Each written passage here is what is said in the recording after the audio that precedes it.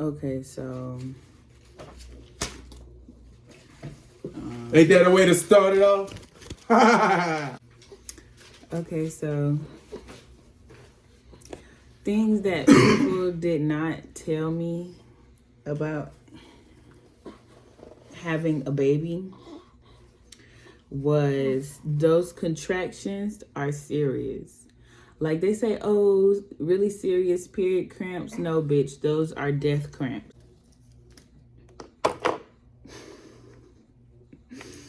Okay, I am back with another video.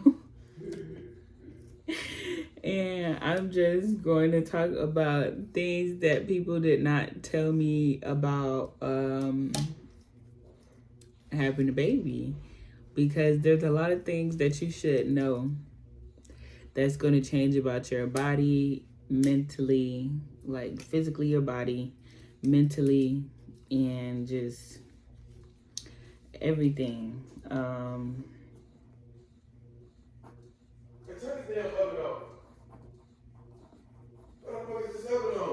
It's not on, it's just plugged in. Who plugged it in? Joe, because I didn't do it.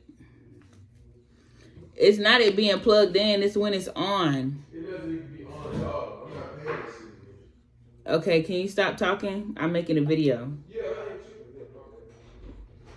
tripping. Yeah, as I think of stuff, I'm also writing it down because this is like a random video that I am posting. Yeah, but so the contractions are so serious that it's crazy. They tell you, oh, very severe period cramps. No, these cramps are serious. They are cramps that will make you ball up and not move for hours. Like, it feels like someone's inside killing in your fucking stomach. It's like someone is inside trying to get out, even though they are. But it is like, I don't even know how to explain it. Like, it's so serious that me trying to explain it is just like not even gonna compare to what it actually feels like. But just know that you're gonna know when you go into labor, because they will hurt. Your contractions will hurt. They will be back to back to back. You might get in a position that make it be okay for 2 seconds, but after them 2 seconds, you right back into that same pattern of hurtness because it just hurt that bad. Nipples, boobs, milk, stuff. When you give birth, your boobs are going to be filled with milk. So they just going to be randomly leaking milk or whatever. But once you feed, if you breastfeed, it will get more and more squirty, because the way my body works is I can tell when my boobs are about to start leaking. I can also tell when my baby is hungry because my boobs start aching and then they start leaking.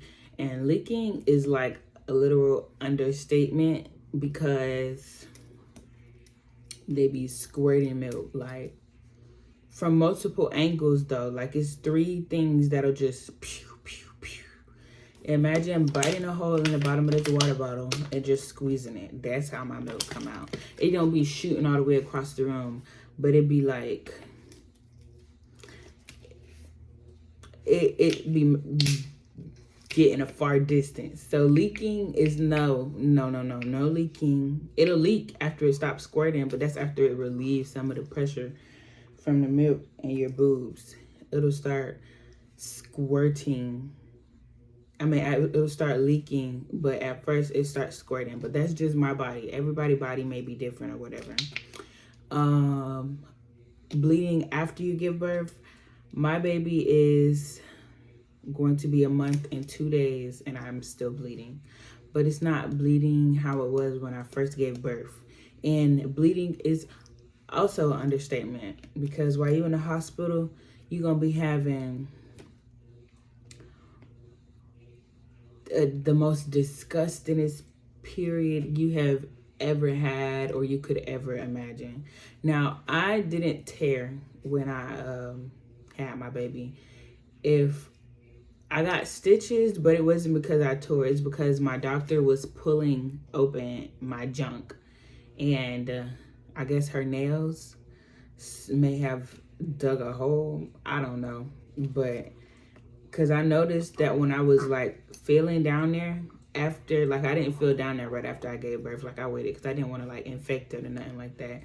But after I, got home a couple of weeks, it slowed down with the bleeding. I would, look or whatever and be feeling and touching to see what's going on. And I had stitches on the side of the wall. Like it wasn't stitches in the gooch part of it. It was like,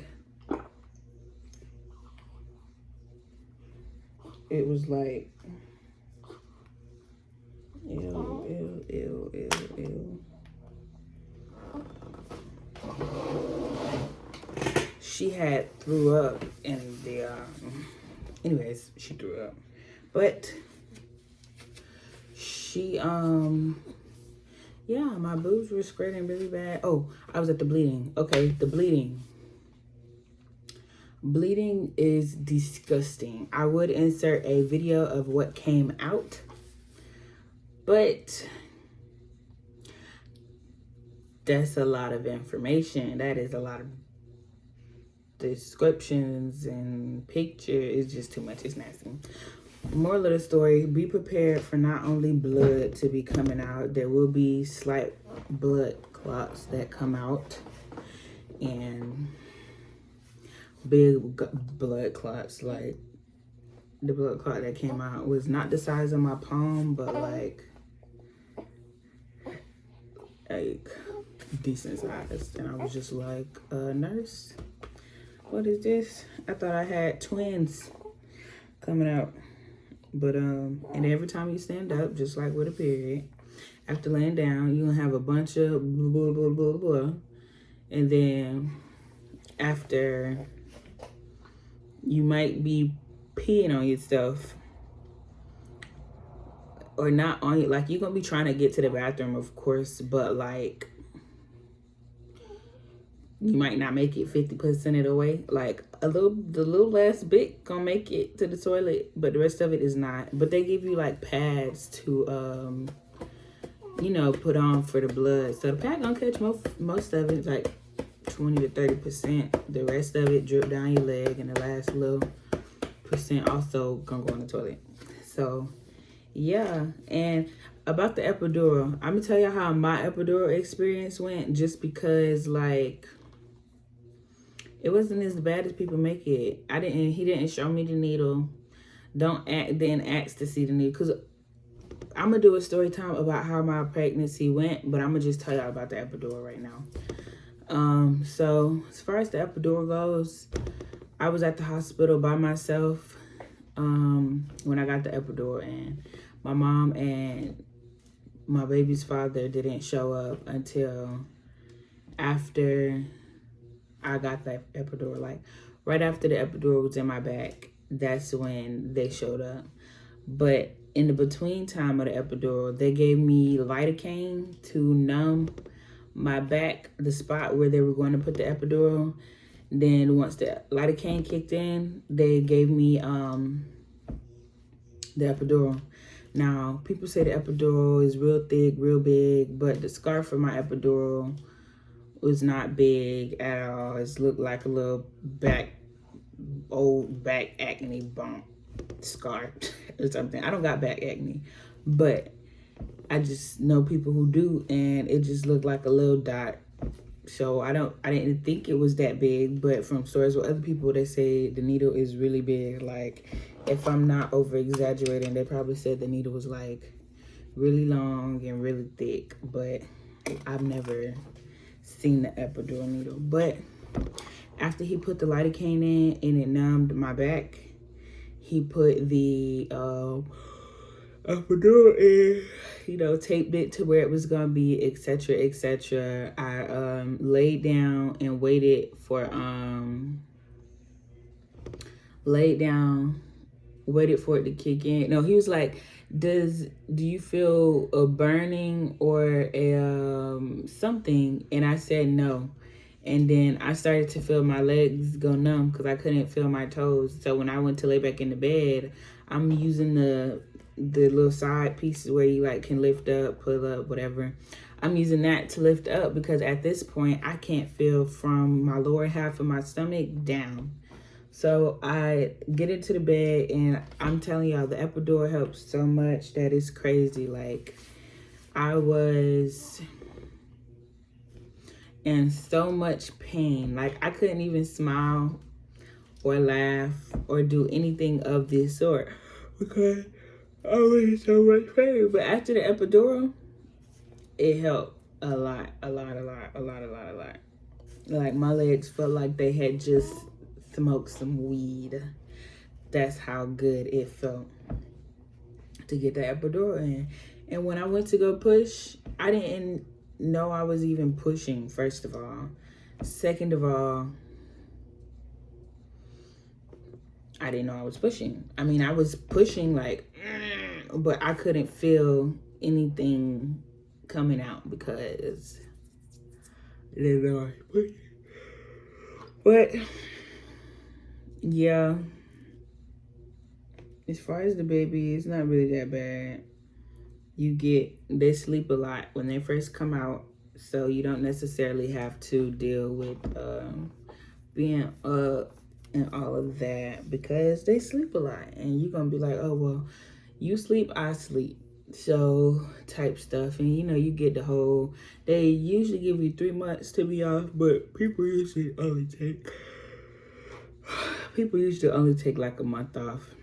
And you really be healed after maybe like 3 weeks, but they want to give it a, you know, make sure. So they usually take a month off or so from work.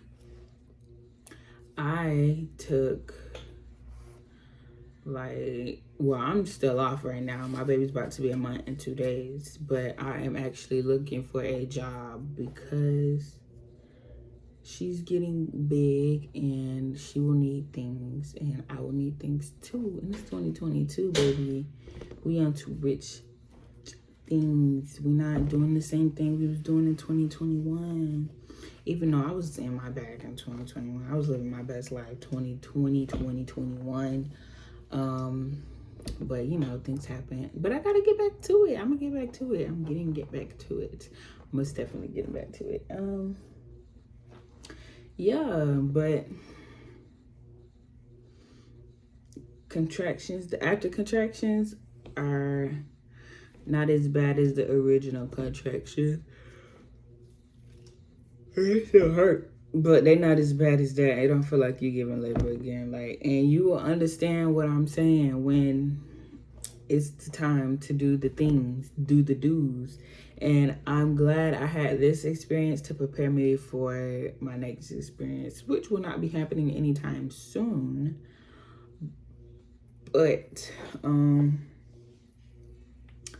yeah, like I know what to expect as far as the baby goes. I know how my body's gonna react. I know my body and everything goes. So, as far as pregnancy not that bad. Yeah, you'll be tired. Yeah, you'll be eating and sleeping. Oh, my body. I used to be able to do a push-up. I can't even do a push-up. I used to be able to do like 30 push-ups, and I can only do like 5 push-ups. But it's okay, because I'm going to pace myself. Do 5 push-ups a day. Start my little diet. You know, got my little water right here.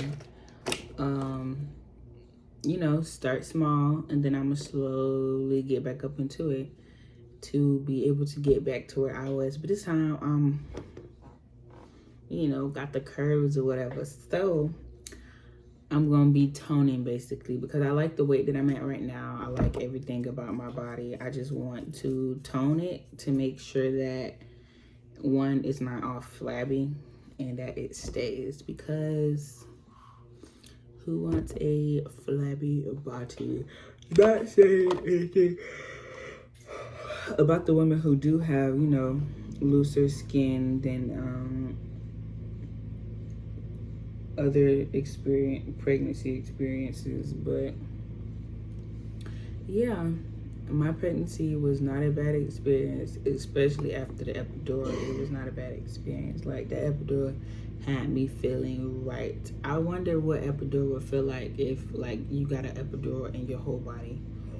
Whew. That would be crazy. But besides any of that, it is